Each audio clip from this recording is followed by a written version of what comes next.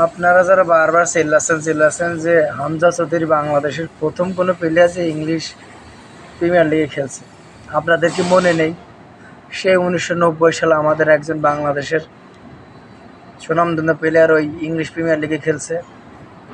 জি, আপনি ঠিক মনে করছেন, আমি তারেক মনোহরের কথা বলছি। উনি 1990 সালে ইংলিশ প্রিমিয়ার লিগে খেলছে।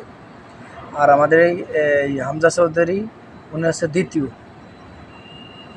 উনি 2 নাম্বার, উনি হচ্ছে তারক মনোহরের পরে।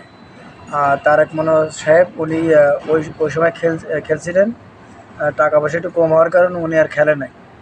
এখন এই জন্য হামজা চৌধুরী আমাদের 2 নম্বর প্লেয়ার, যিনি ইংলিশ প্রিমিয়ার লিগ খেলছেন। এই জন্য আপনারা যারা বলবেন যে হামজা প্রথম, আমি মানব না। হামজা হচ্ছে দ্বিতীয়, আর আমাদের তারক মনোহর ছিল প্রথম ইংলিশ প্রিমিয়ার লিগ খেলার একজন। কোন জায়গায় খেলছে তা জানি না, কিন্তু ভালো খেলছে।